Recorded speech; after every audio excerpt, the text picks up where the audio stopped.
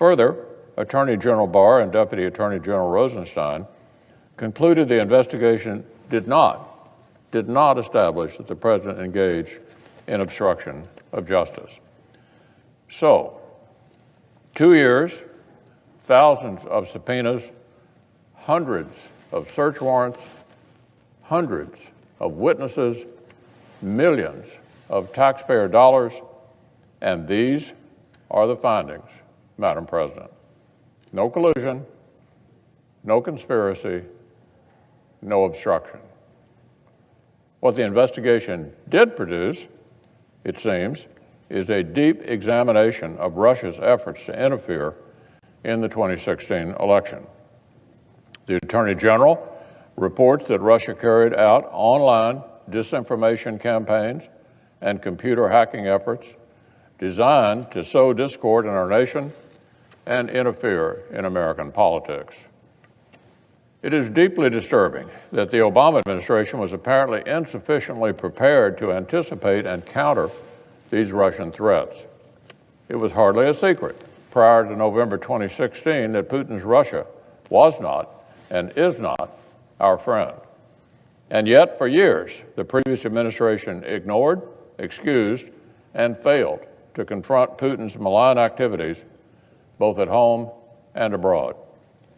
I'm glad the special counsel's report will contribute new insight and new understanding to our awareness of Russian activities.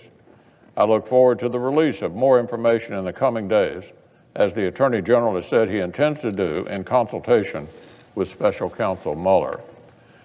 And I look forward as well to the continuing parallel work of our Senate colleagues on the Select Committee on Intelligence to study the threats that foreign interference pose to our institutions. So like I said, in any sane political moment, all of this would be very welcome news to all Americans in a normal time. But we know that, amazingly, the reaction in some corners of the far left has seemed not to be celebration, but rather disappointment.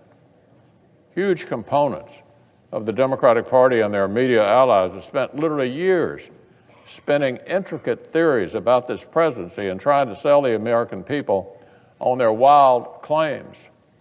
It's as if many of our Democratic colleagues are still just unable to process the simple fact, yes, the American people elected this Republican president over his Democratic opponent. We're faced with new evidence every day that our Republican policies are delivering exactly the change that middle-class families voted for back in 2016. Yet even still, many on the left remain convinced that only conspiracy and corruption could possibly explain why they might actually lose an election. Well, in the real world, the American people hired this president to clean up the mess of the preceding 8 years. That's exactly what we've set about doing. And the results are clear. The nation is clearly better off than it was 2 years ago. So I sincerely hope that now at last our friends on the left will be able to put aside their fixation on permanently relitigating their loss in 2016 and actually join in the productive work that the rest of us have been proudly engaged in for the past 2 years and counting. Well, unfortunately, Madam President, the events of the last few months have not exactly indicated that productive, practical cooperation is what our Democratic colleagues have in mind. To the contrary, the nation has watched the Democratic Party has engaged in a collective headlong sprint toward the left, as far to the left as possible, as fast as possible. They proposed a massive rewriting of the rules of American politics. They proposed scrapping Medicare, slapping its name on a brand new one-size-fits-all government insurance plan, and then making American families' existing private insurance policies illegal. And of course, they proposed what the Senate will be voting on later this week, the famous Green New Deal. My colleagues and I will have plenty more to say on this subject in the coming days. So today, I just want to say that I could not be more glad that the American people will have the opportunity to learn precisely where each one of their senators stand on this radical, top-down, socialist makeover of the entire U.S. economy. Middle-class families will get to see if their senators have been wooed by the disjointed contents of leftish daydreams. Hardworking Americans in Kentucky and around the country employed in the energy and manufacturing industries will get to see if their senators support eliminating all fossil fuels and suffocating their livelihoods. Homeowners who take pride in their hard-earned investment will get to see if their senators are in favor of forcible DC remodeling of every building in America. Working-class Americans who are benefiting from our growing economy and historic job market will learn if their senators support turning away from free enterprise and implementing a new government-driven employment system. Families who have to budget for household expenses will see which senators vote to increase their electricity bills by what one analysis pegs as, listen to this, $300 a month. And of course, every American taxpayer will get to learn if their senators support saddling our nation with the astronomical cost of this socialist fantasy. Tens and tens of trillions of dollars. A tax burden that would be certain to hurt not just wealthy Americans, but the middle class as well. On all of these questions, on this whole Democratic effort to rebrand all the failed ideas of the 20th century socialism with a little green paint, every member of this body will have the opportunity to cast a clear vote this very week. American people, Madam President, deserve to know which senators can reject this crippling proposal right away, and which senators find themselves unable to do that. And that's exactly what they'll learn later this week.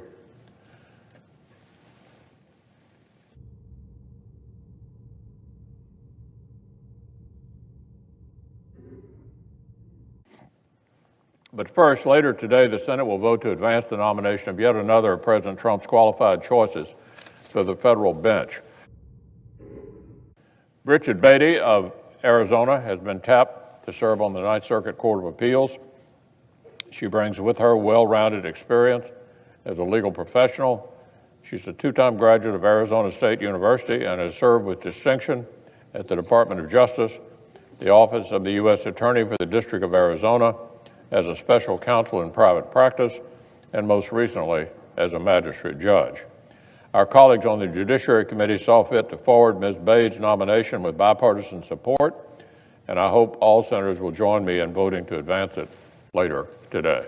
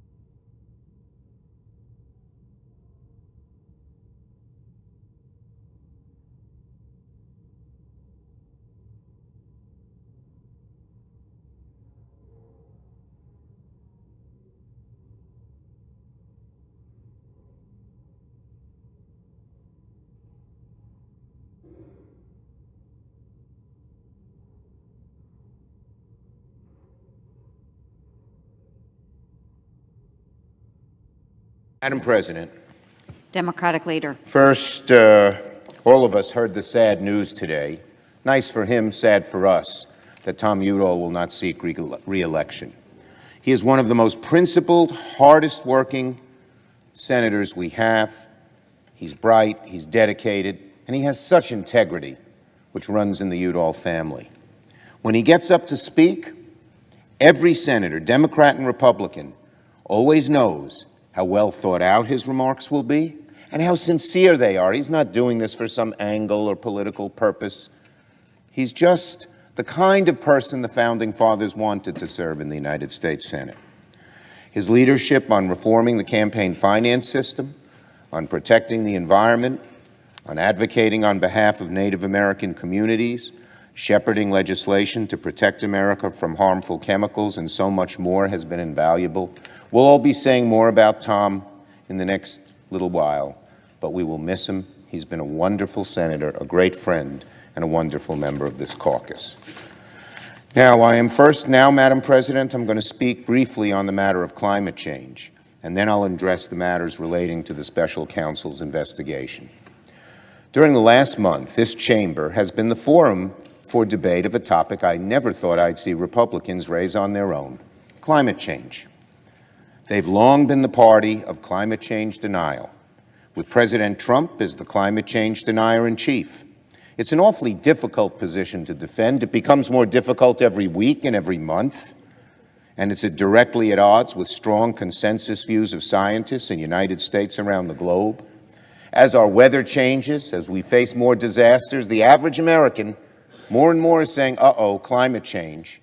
I wonder what the people in Nebraska and Iowa think, that they've gotten these huge floods, so devastating to them.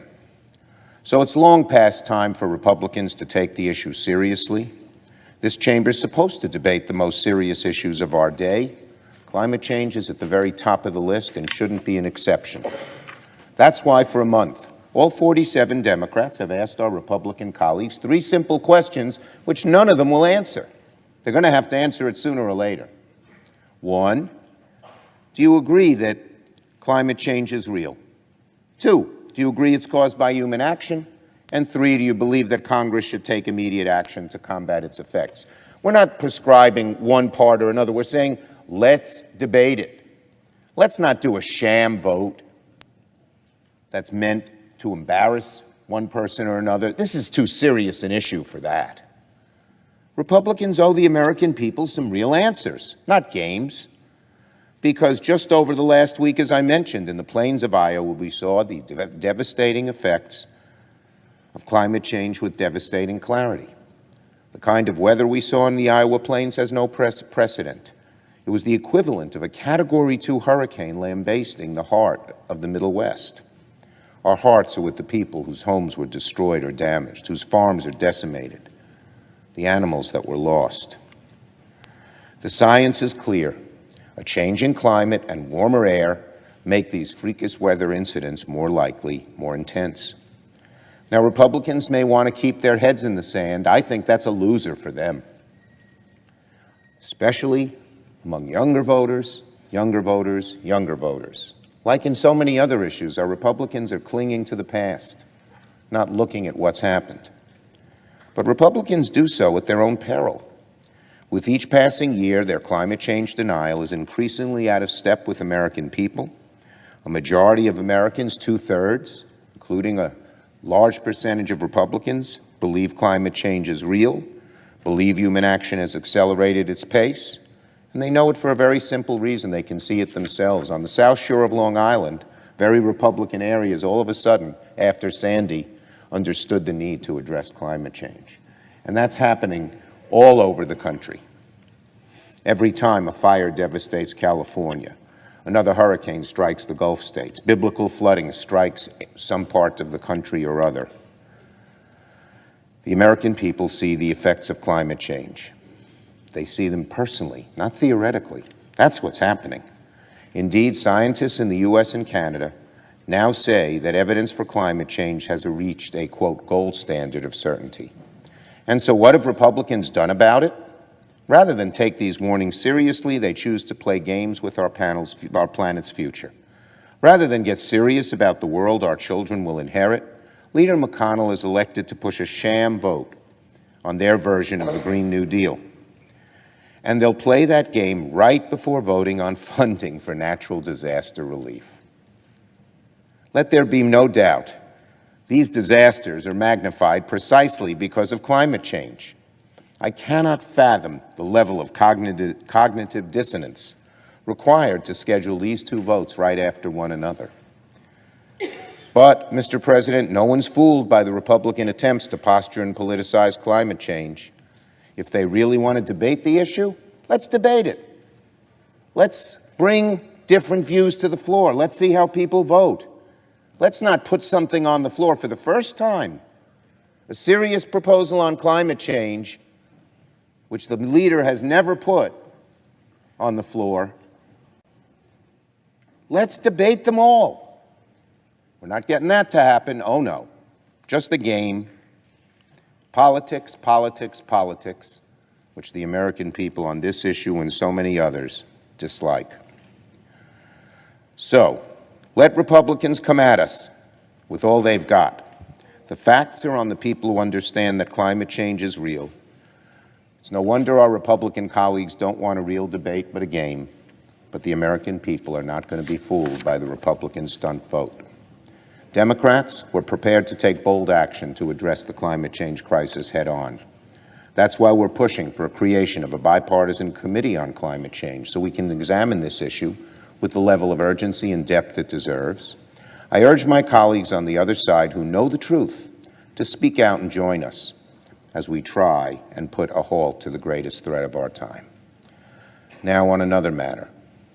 Last night, Attorney General Barr delivered a brief letter to Congress that included his summary of Special Counsel Mueller's investigation.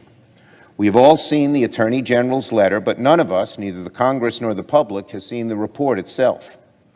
The Justice Department has declined even to say how many pages the report includes, as if that were some sort of state secret. After all, let's not forget why we're here in the first place. 2 years ago, a hostile power attacked our democracy. As Mr. Barr's letter said, Russian actors, with the backing of Mr. Putin, waged a sophisticated and malicious campaign of disinformation and falsehood in order to influence the outcome of our elections. That's never happened before. The American people deserve to see the documentation. What did they do? Who did they approach? What happened? Sweep an issue like this under the rug when the security of our wellspring elections, fair, uninterfered with by foreign power elections, is at stake? So it's evident, it's self-evident, overwhelmingly, in the public interest for the Mueller report to be released to the people. The American people simply want the truth. Each American, if he chooses or she chooses, can read the report for themselves and draw their own conclusions. Whether or not you're a supporter of President Trump or not, whatever you feel, there is no good reason not to make the report public. On March 14th, just prior to the recess, the House of Representatives surprised a lot of our Republican friends here in the Senate. They passed a resolution calling for the report to be made public. Guess what the vote was? 420 to nothing. Even the most vociferous defenders of President Trump, Mr. Meadows, Mr. Jordan, voted yes.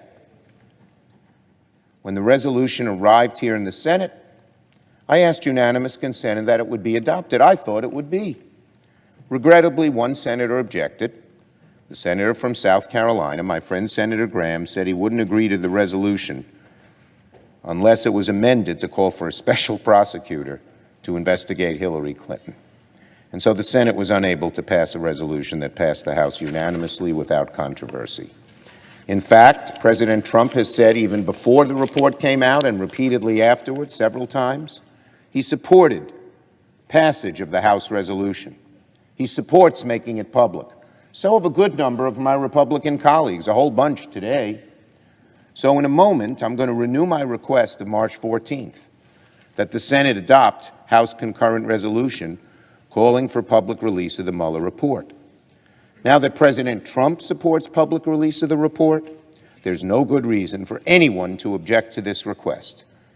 It's a simple request for transparency, nothing more, nothing less, not to make a decision as to what you believe, not to say what we ought to do about it, just to make it public. Transparency, a great American virtue that we've tried to uphold through the centuries. So, I hope I will not hear a request from the other side to amend the resolution to call for a different special counsel investigation. If there's going to be objection, the American people deserve to know why. Why should this report not be made public? Not why something else shouldn't be done, not some extraneous issue. Why shouldn't this report be made public? And I'd ask my friend the leader, because I see him rising, I imagine he's going to object, to give a reason why this report should not be made public, not that something else should be done at the same time. This is serious stuff. If there's an objection raised, it will only serve to frustrate the compelling public interest that's made in the special counsel's report and making it public. Therefore, Mr. President, I'll now give the Senate another opportunity to join every one of their colleagues in calling for the public release of this important report. And so, Madam President, as if in legislative session, I ask unanimous consent the Senate proceed to the immediate consideration of H-Con Res. 24, expressing the sense of the Congress that the report of Special Counsel Mueller should be made available to the public and to Congress, and which is at the desk. Further, that the concurrent resolution be agreed to, the preamble be agreed to, and the motions to reconsider be considered made and laid upon the table with no intervening action or debate. Is there objection? Reserving the right to object. As I said just a few moments ago, it's certainly good news for the country that the special counsel concluded that there is no evidence that the Trump campaign collaborated or conspired with the Russian government to influence the last presidential election. It's also good news for the country that, due to the special counsel's work, we now have more insight into Russia's efforts to interfere with our democratic institutions. Now, I've consistently supported the proposition that the special counsel should be allowed to finish his work without interference. The work of the special counsel, however, is not yet complete. Neither is the work of the Department of Justice. The Attorney General told us yesterday that he's working with the special counsel to determine how much of the special counsel's report can be produced without violating the law and without jeopardizing other ongoing matters, including other matters initiated by the special counsel. The special counsel and the Justice Department ought to be allowed to finish their work in a professional manner. Now, my good friend, the Democratic leader, was all for allowing the special counsel to conduct his work without political interference when it might be politically advantageous to him.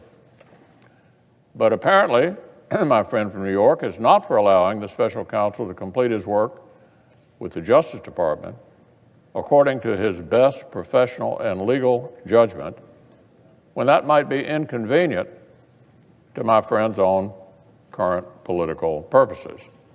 To date, the Attorney General has followed through on his commitments to the Congress. One of those commitments is that he intends to release as much information as possible. I certainly welcome that commitment to transparency, as do others. But to the extent that the Attorney General, in consulting with the special counsel, believes it is important to protect sensitive sources and methods, protect material that could affect ongoing investigations and prosecutions, and is legally protected, then he deserves the time to work through these issues. So I'm going to object in order to allow the special counsel and the Justice Department to finish their careful, professional review of a no doubt voluminous record, a record that likely contains sensitive, classified, and legally protected material. For all of those reasons, Mr. President, I object. Mr. President. The objection is heard. Mr. President, I'll be The brief. minority leader's The recognized. resolution does not say it has to be done immediately.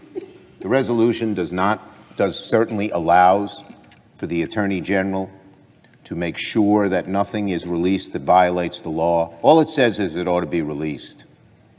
It is hard to understand why the Majority Leader wouldn't be for that resolution. None of his objections, none, are in the words of the report. In fact, the words of the report are very simple.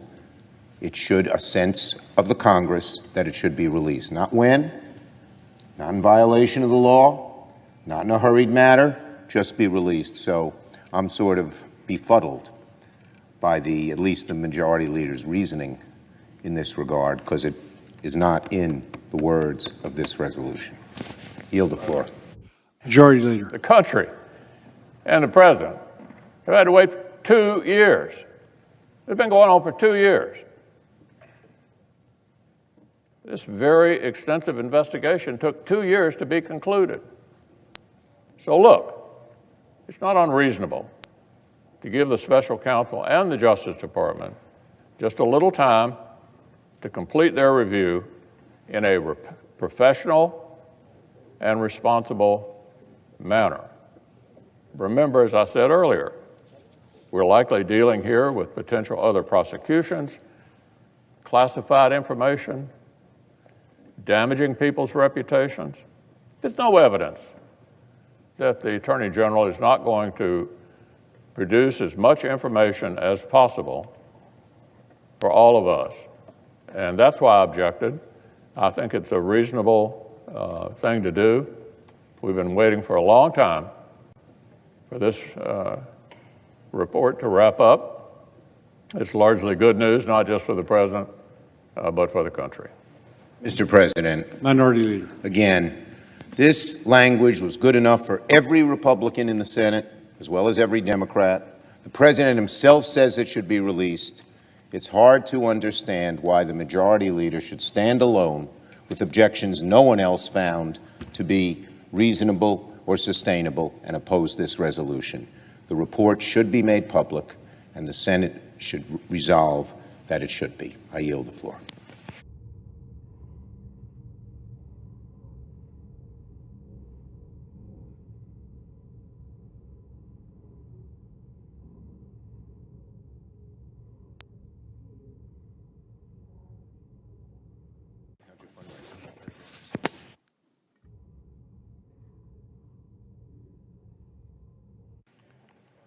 Mr. President. The senator from Michigan is recognized. Mr. President, revolution is deeply embedded in the character of this nation. More than 2 centuries ago, delegates from across the American colonies gathered in Philadelphia to take what was audacious action. They risked everything, including their life, by declaring independence from the greatest and strongest power in the world at that time, the British Empire. I am proud to say that my forefather served in George Washington's army, and he was called to risk his life and serve in the Continental Army to fight for an idea that freedom and liberty would reign in this country. As Americans throughout history, we have been called to service. Sometimes we are called to service by the clear and present danger, such as the bombing at Pearl Harbor. Sometimes we are called to greatness by stretching our imagination, like when we went to the moon. And sometimes we are called to unity by necessity, because the stakes of inaction are simply too high. Today, the United States faces such a challenge, and I believe we can once again prove our greatness. It is an undeniable fact that climate change, caused in large part by humans, is a threat to Michigan, our Great Lakes, our country, and our planet. Climate change poses a threat not only to the lands and waters that we all depend on, but also to our health, our economy, and even our national security. It is also undeniable that the United States, unified in purpose, can meet the challenges and defeat the threats caused by climate change. But we need to take action now. Time is simply not on our side. Without question, taking action involves political risk, but doing nothing is simply not an option. The longer we wait, the risks to our planet only grow more challenging and difficult to solve. Our planet is showing clear, unequivocal evidence of climate change, according to an overwhelming scientific consensus. Our ice caps are melting, our oceans are warming, severe weather is becoming the new normal, and land temperatures are rising. Just last week, an alarming new report found that the Great Lakes are warming more quickly than other parts of the country.